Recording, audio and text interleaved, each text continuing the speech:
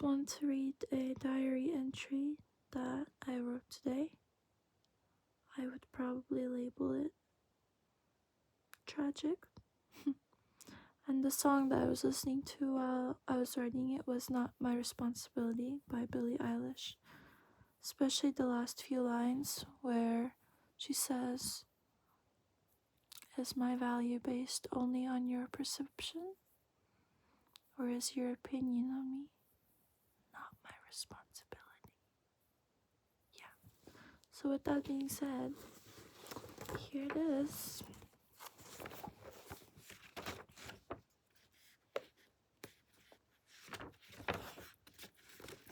Dear love, hi, it's me.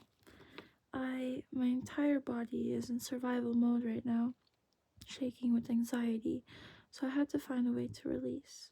I'm sorry if I am too apologetic or if I over-explain.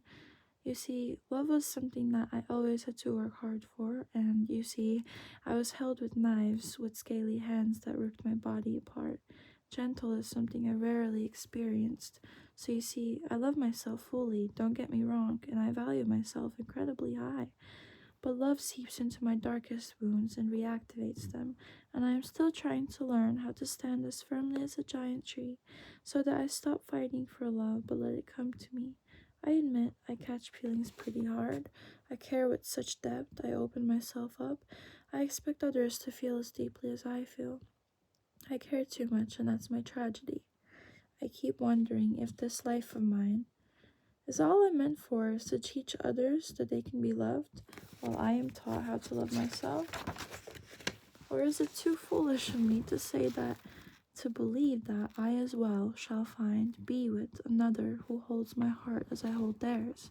I keep thinking, don't be too forgiving, they'll take it for granted.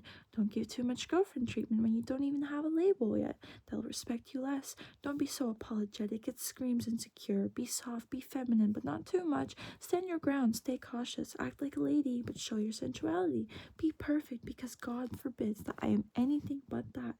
I am sick of feeling like I have to play the game, give a lot but not too much, or they might view you as too loving, too trusting, too invested, and therefore they'll lose their interest if they no longer have you to chase after.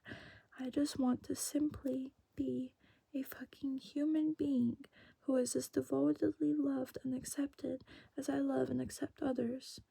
Is it a crime to ask such a thing? I mean, really? And that's the thing.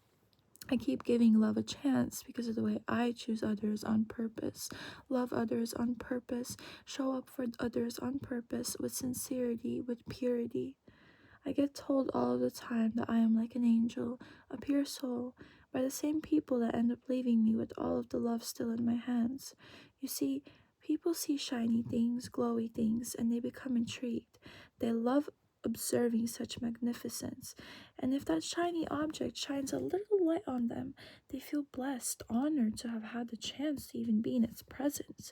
But for most people, if that shiny thing begins giving all of its light to that person, making them feel like God, eventually they get a bit worn off. It kind of loses its otherworldly value, miracle, magnificence. Its once enormous power often gets taken advantage of, taken for granted. Because how could such a valuable thing give its light, its all, so freely, so easily? It must mean that maybe it's not as valuable as you thought. Because people get hurt, they grow up, and suddenly they forget that the point of existence is to love loudly, be authentic, pure, honest, silly, free. Not to spend your life playing dating games, 1 foot in and 1 foot out. Give some, not too much. Don't expect exclusivity early on, blah, blah, blah, blah. I'm so tired of it all. I just want to love you already, and you love me, especially if we are already in awe of each other. Why did there have to be so many unrealistic conditions? Why so many subtleties? Why do I have to contain my love? For if all of it was exposed, it could cause you to value me less. For it can be punished for its rawness. Why is being raw, being all about one person from the start, underappreciated and rather taken back by?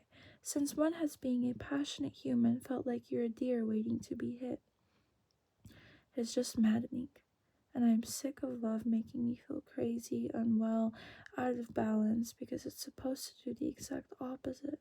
But for some reason, I often meet people who love to get a taste of my excellence but aren't particularly ecstatic about actually having to hold it and my complexity.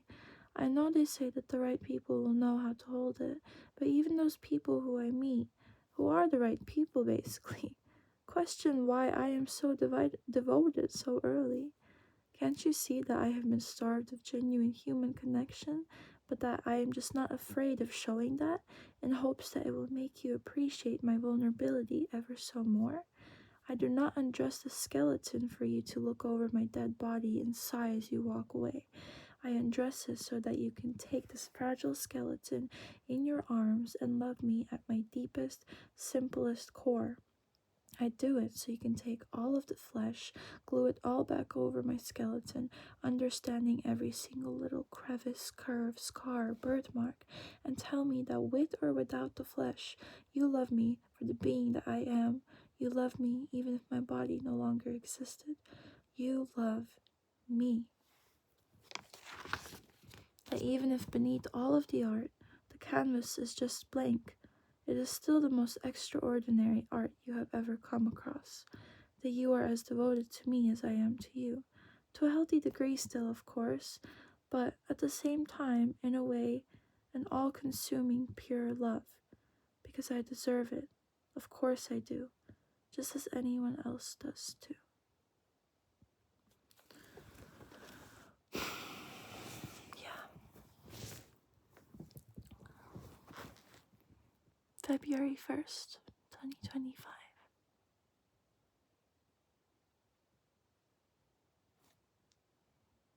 That was my heart. Thank you. I love you.